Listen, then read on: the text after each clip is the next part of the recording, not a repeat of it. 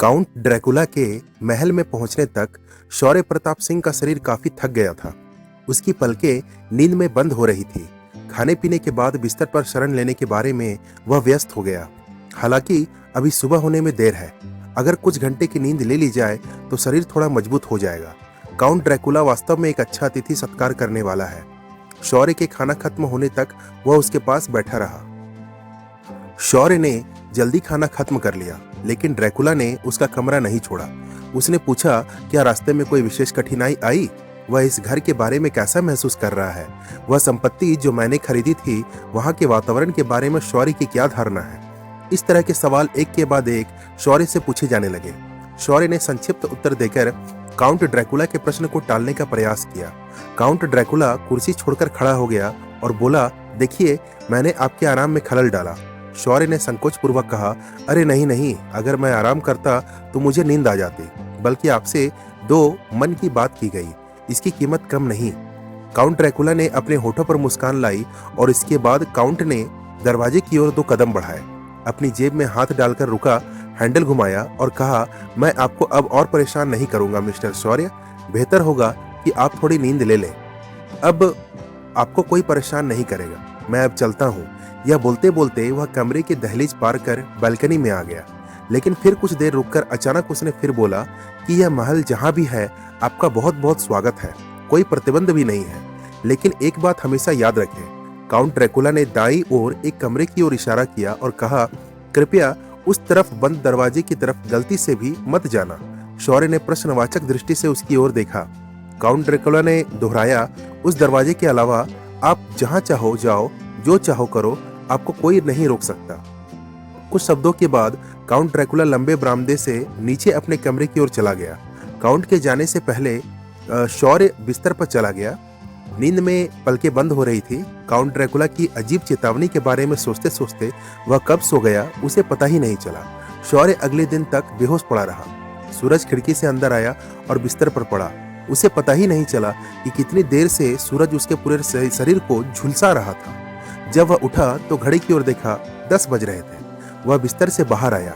मेज की ओर देखते हुए देखा कि वह सावधानी से ढकी हुई थी। ढक्कन खोलकर दूसरी ओर देखा, ठंडा खाना। सोचा कि कोई नौकर नाश्ता लेकर आया होगा। उसे सोता हुआ देखकर की जहमत नहीं उठाई। हाथ मुंह धोने के बाद वह अकेले ही किले के एक बड़े हिस्से में घूमने लगा। लेकिन आश्चर्य की बात थी, काउंट ड्रैकुला कहीं नजर नहीं आया। इतने बड़े घर में उसके नौकर का भी नामो निशान तक नहीं नजर आया। वह उस विशाल महल में अकेला था, बिल्कुल अकेला।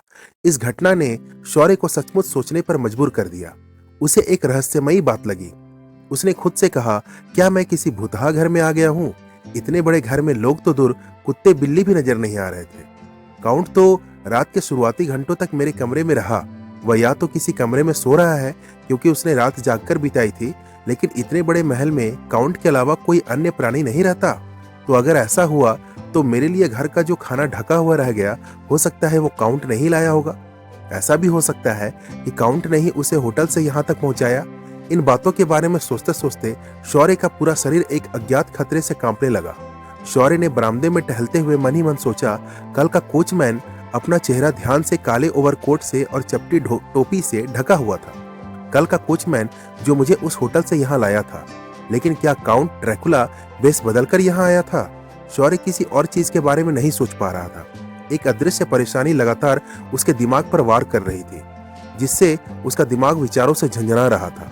वह जल्दी से आया और बिस्तर में गिर गया। खाना मेज पर ढका हुआ पड़ा रहा।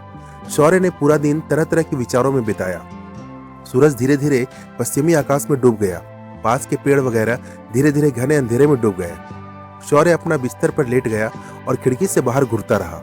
इतने में काउंट ड्रैकुला की कर्कश आवाज आई, मिस्टर शौर्य, मुझे आशा है कि आपका दिन अच्छा रहा होगा। शौर्य जल्दी से उठ बैठा। अपने मन की सारी बातें छिपाकर रखते हुए उसके होठों के कोने पर एक हल्की सी मुस्कान उभर आई और धीमी आवाज में बोला, हाँ, ठीक ही हुआ।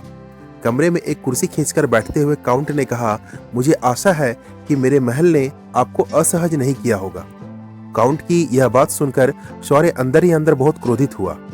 उन्होंने कुछ भी प्रकट किए बिना अपने विचार गुप्त रखे। चेहरे पर बनावटी मुस्कान लाते हुए उन्होंने कहा, कितना सुंदर इंतजाम है, असुविधा का कोई सवाल ही नहीं है। ड्रैकुला ने कहा, मेरी नई खरीदी गई संपत्ति के बारे में आपका विवरण सुनकर मुझे बहुत खुशी हुई, लेकिन अब मुझे यकीन है कि इतने पैसे में संपत्ति खरीदकर मैंने कोई बड़ी गलती नहीं की। आप क्या कहते हैं? शौर्य ने कहा, मैं तो कहूंगा कि पानी के मोल वह संपत्ति मिल गई। काउंट ने कहा, वास्तव में मैं उस हिस्से में कभी नहीं गया, मैंने ऐसा कुछ कभी नहीं सुना। फिर उसने कहा कि मुझे वे कागजात दीजिए जो आप लाए हैं और मुझे दिखाइए कि मुझे कहाँ हस्ताक्षर करने हैं। शौर्य ने बक्सा खोला और दस्तावेजों का ढेर निकाला और उन्हें ड्रैकुला को सौंप दिया। काउंट ड्रैकुला ने एक के बाद एक स्थान पर हस्ताक्षर किए। हस्ताक्षर करने के बाद ड्रैकुला ने उसके खरीदी हुई संपत्ति के बारे में कई विस्तृत प्रश्न पूछे। शौर्य ने यथासंभव सर्वोत्तम उत्तर देकर ड्रैकुला की मदद करने की कोशिश की। ड्रैकुला के महल में शौर्य की दूसरी रात इस समय लगभग जागते हुए बीती। सुबह होने की घोषणा पक्षियों की आवाज से होने लगी। आकाश में एक बैगनी धब्बा दिखाई दिया। काउंट ड्रैकुला अपनी कुर्सी छोड़कर खड़ा हो गया। उसकी वास्तविकता वकील शौर्य की नजर से बच नहीं सकी। उसे कुछ भी कहने पर मौका दिए बिना काउंट ड्रैकुला कमरे से बाहर चला गया। शौर्य बिस्तर पर लेट गया। मन में गहरा अंधेरा और पलकों में अचानक नींद छा जाती है। जैसे ही उसने नींदपन से विचार किया, एक बात स्पष्ट हो गई। दिन के दौरान काउंट ड्रैकुला कभी नहीं होता था। रात का अंधेरा ही वह एकमात्र समय है जब वह घूमता था। शौर्य के मन में काउंट ड्रैकुला के महल को लेकर रहस्य और अधिक गहरा होने लगा। शौर्य अगले दिन देर तक सोता रहा। किसी ने पुकारा नहीं, वह खुद भी नहीं उठा और अपना भविष्य तय करने में कुछ समय बिताया। इसमें कोई संदेह नहीं कि काउंट ड्रैकुला को अंधेरा होने तक नहीं देखा जा सकेगा। दोपहर में शौर्य फिर से किले के चारों ओर घूमता रहा, लेकिन उसे व्यर्थ भागने की कोशिश जैसी कोई खामी नजर नहीं आई। आज भी काउंट ड्रैकुला नजर आना तो दूर, नौकरों की कोई झलक तक नहीं मिली। कोई और चारा न देखकर उसे शाम होने से पहले ही अपने कमरे में लौटना पड़ा। अपने दुर्भाग्य के बारे में सोचते सोचते उसका मन धीरे धीरे टूटने लगा। काउंट ड्रैकुला की अभिव्यक्ति गति वास्तव में बड़ी रहस्यमयी थी और शौर्य को ड्रैकुला का महल भी कम रहस्यमयी नहीं लगता। थोड़ी देर बाद शाम को काउंट ड्रैकुला हमेशा की तरह चेहरे पर मुस्कान के साथ शौर्य के दरवाजे पर आया और बोला, गुड इवनिंग मिस्टर शौर्य। शौर्य ने उदास चेहरे के साथ उसका स्वागत किया। काउंट ड्रैकुला ने शौर्य के कमरे में प्रवेश करते हुए कहा, फिर गरीब आदमी की कुटिया में आज का दिन कैसा था? शौर्य ने सावधानी पूर्वक उसके प्रश्न को टाल दिया और वापस पूछा कि मैं 2 दिनों से देख रहा हूँ कि आप पूरे दिन नजर नहीं आते। देर शाम को आते हैं और मेरे कमरे में देर रात तक मुझसे बातें करते हैं। काउंट ने कहा, मत पूछिए सर, मैं पूरे दिन इतना व्यस्त रहता हूँ कि आपसे बात नहीं कर पाता, और अगर मैं काम की परेशानी में फंस जाता हूँ तो मुझे पूरा दिन बाहर बिताना पड़ता है। शौर्य ने कहा कि उम्मीद है कि आपकी संपत्ति से संबंधित कागजातों का सारा काम पूरा हो गया है, और जब काम हो ही गया है तो यहाँ बेवजह समय बर्बाद करने से क्या फायदा। काउंट ड्रैकुला ने शौर्य की बातों का उत्तर नहीं दिया। शौर्य ने अब दृढ़ता से कहा, काम पूरा होने पर मेरे घर लौटने की व्यवस्था कीजिए, मैं यहाँ व्यर्थ समय बर्बाद नहीं करना चाहता। काउंट ड्रैकुला अपनी कुर्सी से उठ गया। उसने गंभीरता से कहा, कैसे सज्जन हैं आप, इतनी जल्दी यहाँ से क्यों जाना चाहते हैं? मैं कह रहा था कि आप इतनी कठिनाई से यहाँ तक आए हैं, क्या पता भविष्य में ऐसा मौका दोबारा मिले ना मिले।